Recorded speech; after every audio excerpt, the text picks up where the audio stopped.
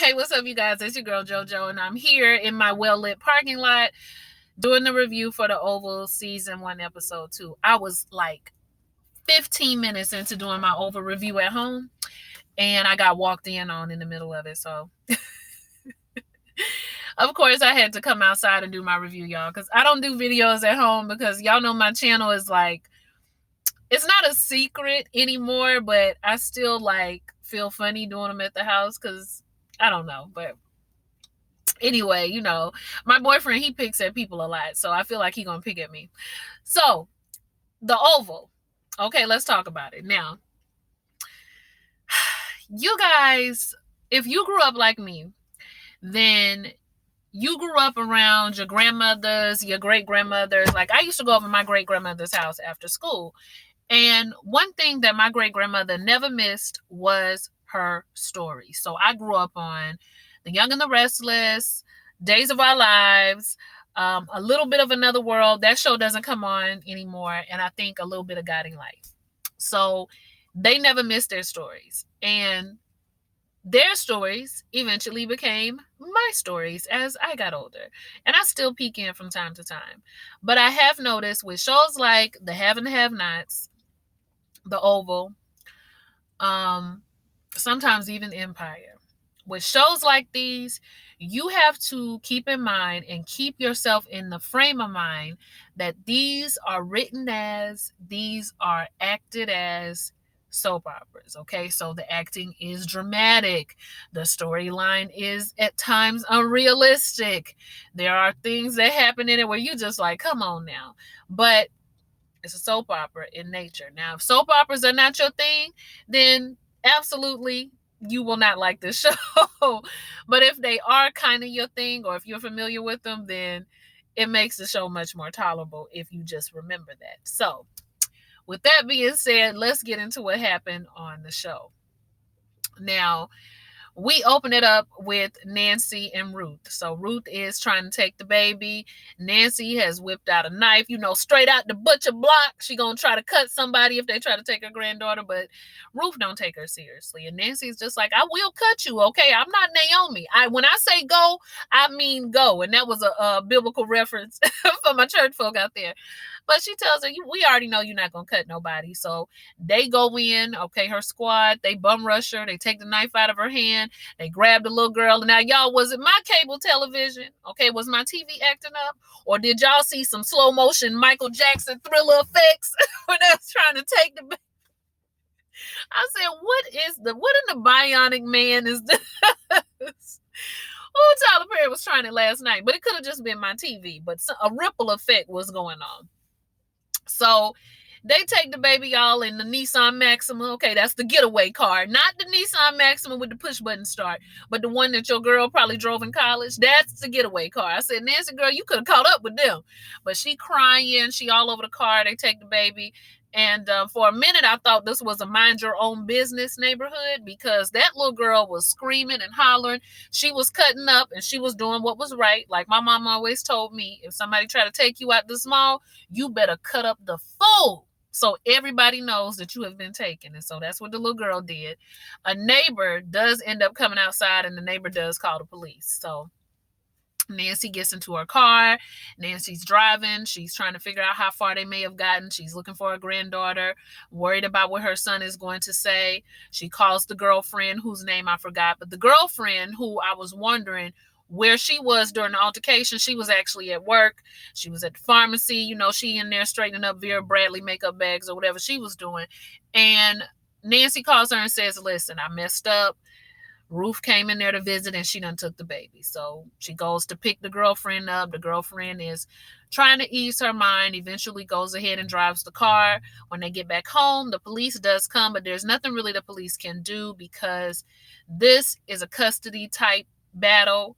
Although I thought that you could go to jail for kidnapping your own kids. At least that's what Ike Turner told Tina when she tried to get on that bus. You can go to jail for kidnapping your own kids, right? You know that, right? Get in the car. Get in the car. But yeah, the police say they can't get involved in this. She's gonna have to see somebody at the courts. Yes, we are aware of her cult, and we've had problems with them before, but we can't just go in and yank out all the children because some of those children are in the custody of their parents. But in Ruth's case, that's not true. So why can't you go get her? They basically say they can keep an eye on her, but they cannot go in there and physically take her. So Nancy's upset, and now she got to tell her son. So meanwhile, at the White House, Mr. No Security Clearance has been caught up with the girl screaming, "He raped me!" And everybody's coming upstairs. They're trying to figure out what's going on. And he's just like, "I didn't touch her." And I mean, if you put two and two together, then you kind of figure that he didn't touch her. They haven't been up there that long. The girl is fully clothed. It doesn't, I mean, anything can happen, but it just doesn't look like anything has happened or anything has had time to happen. So she's sure that he assaulted her. She's going on and on. And eventually, the guy who I guess is head of security tells Mr. No Security Clearance, you know what? I'm going to have these names next time I do it, if there's a next time. But we'll talk about that at the end. He says, "Look, I'm going to take him with me." And Richard the butler is just like, "Wait, no, don't take my son with you. He didn't do this. You know he didn't. I know he didn't. But I still got a job to do. I got to question him. Let me go take him in the room, ask him some questions. I promise you everything will be fine."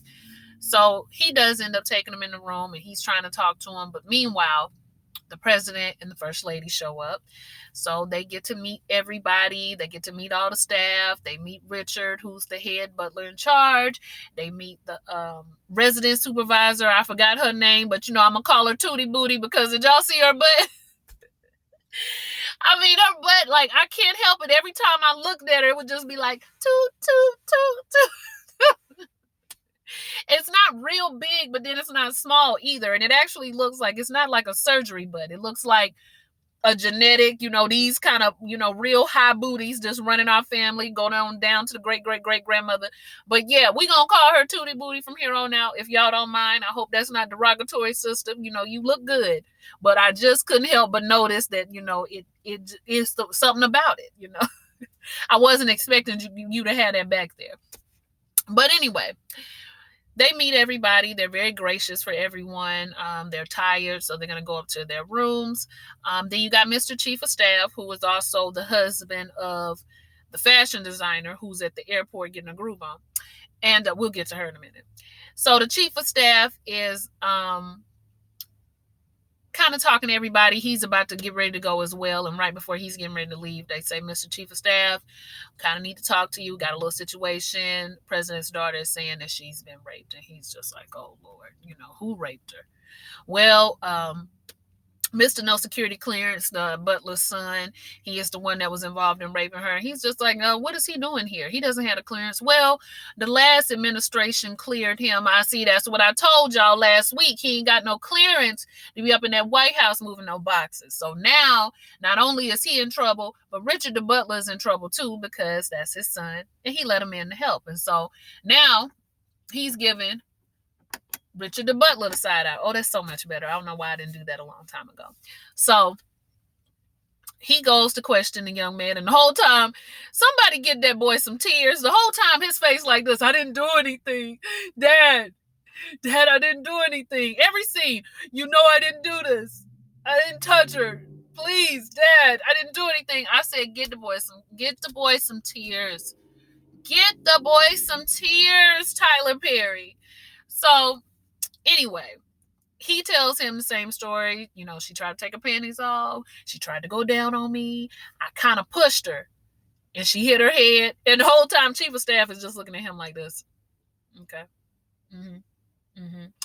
And even though we saw it play out when he's telling the story, I can see how some people would think it was unbelievable, because we live in a world where we've been conditioned to think that men would never turn anything away. They would never turn anything down, especially if it comes from a beautiful woman. But we know that's not true. Just because you pretty don't mean he want a bag. So yeah, He turned her down. And so he's just like, sir, now have you been to the bathroom? Nope, haven't been to the bathroom. Stay right there. So this is when Chief of Staff realizes that they can do a rape kit and they can figure out if this actually happened.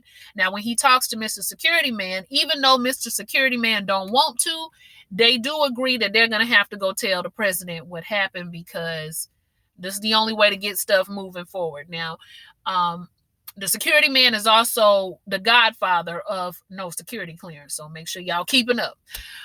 So Chief of Staff goes in there and tells the president, look, we got a situation. Your daughter has been raped. And so he acts as a father would act. Oh, my goodness. I want this man put in jail. I want this done. I want that done. Call the authorities. Who is this person? Why was he here?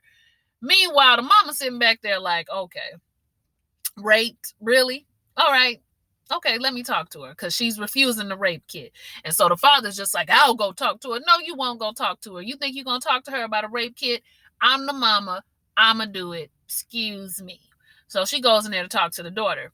Now, before all of this happened, child, the mama in there, she done grabbed that cell phone. I said, what kind of man don't have no lock on his phone? Okay, I guess a man who either don't care that he cheating or is not cheating. So she get through the phone. She calls the mistress and tells the mistress, look, I know who you are. I've seen you before. I've seen you at the governor's ball. I saw you when I got pregnant the second time. I saw you tonight. And y'all always the same. Young, dumb, and full of cum. Stay away from my husband because we worked very hard to get here. And if you don't stay away, I'm the type of woman that'll have some people meeting you at your door, okay? I heard about you. I was waiting for you at the door. Y'all remember that? That was one of my favorite episodes of Scared Straight. Anyway, but yeah, she gonna be waiting for her at the door. So the president came out of the bathroom and was just like, you really trying to call my mistresses? Let me tell you something. Me dealing with them is how I'm able to stay in this marriage miserable with you. All right? So you need to let me have my fun. And she going off on him. She throw his phone somewhere in the bathroom. I think she threw it in the toilet. But she telling him, I should have been the president. I'm the Ivy League graduate. You just some old farm boy, some old good old country boy, and I helped to make you president. But I'm really the brains behind the operation. I should be the United States president, but they ain't ready for me. He said, they ain't ready for you. They don't like you. Do you really think anybody would vote for you as president? Do you know the stuff they say about you? Angry black woman. What is he doing with her? He going through his phone. And I'm just like, bruh. Did you fish that phone out of the toilet? Like, I know it's waterproof and all, but is it germ proof? You need Lysol or, Clorox to wipe that thing down. But okay, maybe he got it out the sink. But he's reading stuff off of his phone and he's just like, oh, is this hurting you? Is this hurting your feelings? So now I'm kind of giving him the side eye like, now wait a minute. So what I'm hoping is we're going to learn more about their relationship and learn how they got to this point, because right now both of them unlikable. So she goes getting on with it. She goes in the room to try to get the daughter to take the rape kit. Daughter say, ain't nobody touching me. Yes, you are going to let this woman touch you, because if you don't, I'm going to get 3 of them security men to come up here and hold you down, and they will get that rape kit. I said, Mama, now if your daughter says she been raped, you're going to have 3 men come in here and hold her down. But okay, maybe because she knew she was lying. And the daughter is just like, no, don't call nobody in here. Well, you want somebody persecuted, right?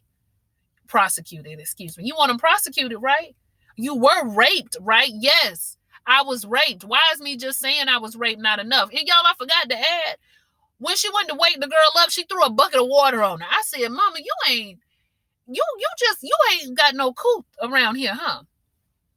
So, the daughter eventually does admit that she lied. The boy didn't do nothing to her. And the mama was right. She was just like, that's what I thought. You just in here telling lies. You're a known liar. And let me tell you something. You keep it up. You ruin anything that we have. See if I don't slap you. So she making all kind of threats. She walk out the room, tell the chief of staff, let me tell you something. My daughter tell lies. Don't believe nothing she say. I ain't say take it with a grain of salt. I'm telling you, she lies. Don't believe anything that she says. She done came up in here drunk, so the mama was pissed off. She go in there back with, her husband that she don't like. So we got that out the way. So now Mr. I didn't do anything. Now he can go home. So they let him know he can go home. And the whole time he's telling his daddy, I didn't do it. I know you didn't do it. So he goes to get his son. Chief of Staff says, "You can thank me at any time." He's just like, "Thank you, sir." I was just like, you didn't even do anything. I mean, it was your idea to come up with the rape kit, but what did you do? So I guess now he gonna have it out for Richard, because Richard done let his non-security clearance having son up in there and cause problems. And he tells them, y'all better not ever mention this again. To which, on the drive home, Richard says, we can't ever mention this again. And the son is mad. Why can't we ever mention it again? It's not right. She need to tell the truth. She lied on me. And look, I understand wanting to be vindicated. I understand not wanting your name out there in them streets like that. But as far as we know, the only people who are aware of the situation are the small population of people, the staffers who were there. And I'm sure they let the word get around. You know how gossip works. But it sounded like not too many people believed her anyway. But I understand, with everything going on and the Me Tooing, if somebody was wrong, then you want them to admit publicly, or I guess to you, that they were wrong and they shouldn't have said that. But as far as this goes, with everything that you got going on with your baby mama that you don't know about yet, you might want to let this other stuff go and focus on that. But something tells me this is going to come back up. I don't think he's going to let it go. And I think his daddy going to end up losing his job behind it. But we're going to see. So they go in the house. And, Nancy and the girlfriend just sitting there like, I hate when people do that. I'll be about to play. Well, what? What's wrong? Don't be making all them sad faces and carrying on. You're making my heart beat fast. What do you want? So Nancy finally says, well, Ruth came in here and took the baby. So Mr. I didn't do anything. He going off on her. Oh no. How could y'all let her come here and take this baby? And y'all, he got the nerve to turn on the girlfriend and say, you were so jealous that you couldn't have a child by me that you let her come in here and take my child. I said, what? Excuse me, Mr. Boyfriend. See, this is why people don't be wanting to date no man with kids. How you gonna come in here and turn on me? I'm gainfully employed. I'm at work straightening Vera Bradley bags. I've been in here helping you with your baby. And you gonna try to get on me and come at me because I wanted to have a child by you. Child, please. Okay, who is you? That's what I would say. Who is you? Because we living up in your mama's house. So who are you to be wanting to have a baby by? Child, he would have had me messed up in there. I would have forgot what we was really there for. So anyway, that ended up pissing me off. So Nancy was just like, no, it wasn't her. I did it. And so now he mad at the mama. He going off on the mama. And I'm just looking like, girlfriend, if I was you, I'd be up out of there that next week. Because now somebody told me once a long time ago, you find out how people feel about you truly in two ways. When they drunk and when you do something that they don't like. Okay, they start spitting out their true feelings about you. I would have been like, oh, so you think I'm jealous of your baby mama because I don't got your baby? I don't want your baby. Okay? What I want to do is to move up at your mama house. That's what I want. But you know what?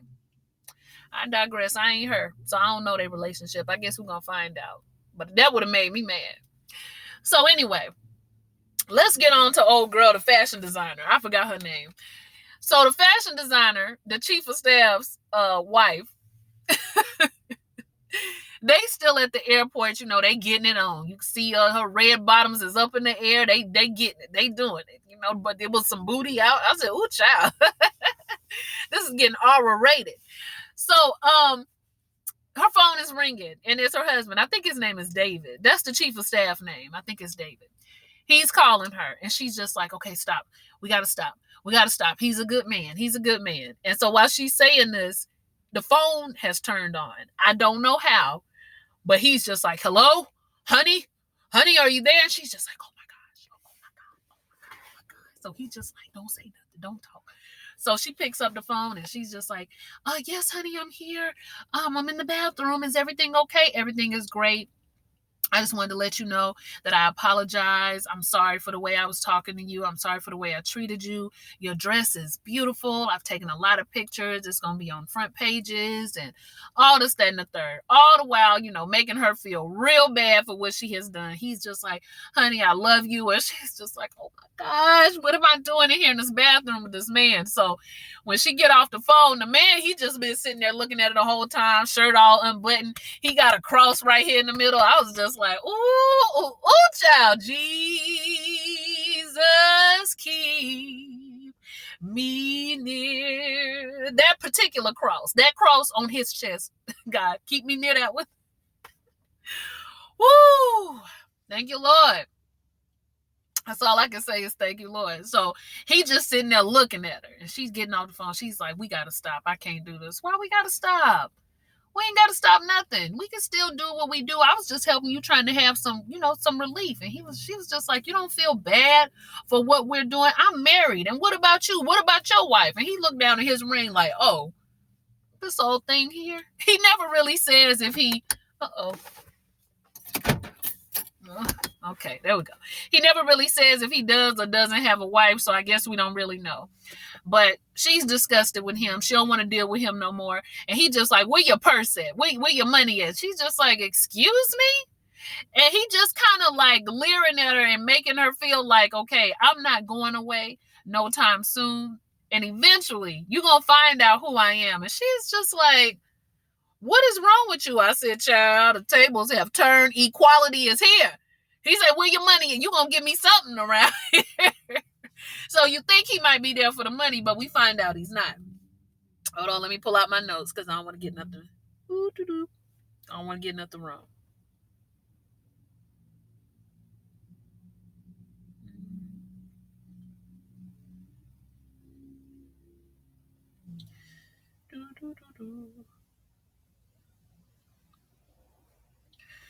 All right.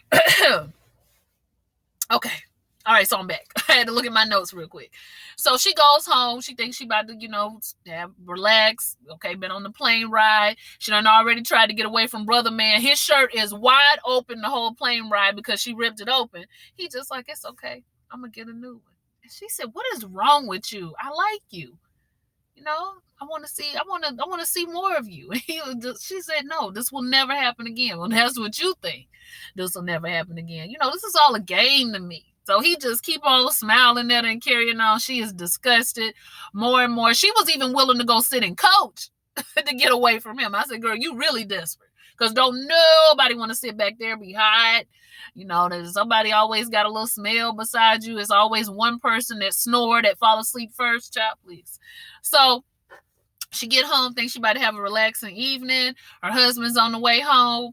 And this brother done followed her to her house. Done came in her house. Okay, he looking around.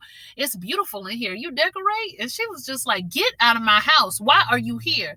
You know what? You were so good. I just can't leave you alone. Now, y'all, this is not funny. A stalker is definitely not funny, but it's a soap opera, so that's what's making it funny. He done went upstairs to the room. He done laid on the bed, and she is just like, I will shoot you. So she done pulled out a gun, and she know how to use it. And he said, you ain't gonna shoot me. You are not gonna shoot me. You better get out of my house. Well, if you shoot me, what you gonna do about all the surveillance cameras at the airport? Okay?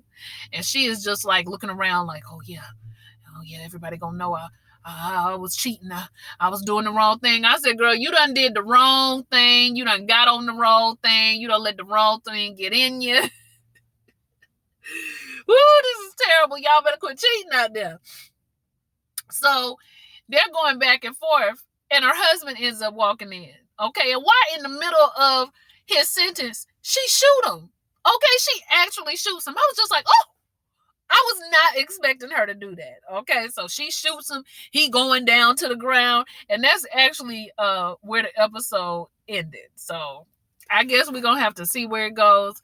Y'all, I was cracking up this whole time. I do want to know what his angle is, because he said that he didn't want money. He already had money, so it didn't have to do with that. Then what is your end game here? Is it just like passion? Do you want to? Because even when he pulled out that gun, that when she pulled out the gun, he was just like, "Oh yeah, you gonna shoot me?" Like, he was excited about it. I said, I don't really know what's going on. Should I be turned off? Should I be confused? Should I be alarmed? I was kind of hot. I didn't know what was going on during the show. But, child, these men ain't playing around with y'all women no more, okay? You gonna pay for that stolen wang like they have to pay for that sneak cooch, okay, that they be getting. So, yeah, y'all quit cheating around here. It ain't worth it. But he ends up getting shot, and we'll see what happens next week. I'm not sure if I'm going to keep reviewing the show because I just want Tyler Perry to get some writers. It's just, I mean, I guess he's come up with a formula that works for him. But you, again, like I said in my last review, you got the angry black woman. You got the seemingly looks like it's going to be a down low storyline next week. You got the fast teenage girl, and the black man that's got his baby and he can't quite get ahead, and I just don't know, y'all. Y'all let me know what y'all thought. Like, comment, and subscribe. I was laughing, I'll tell you that. And I will see you guys for the next one. Bye.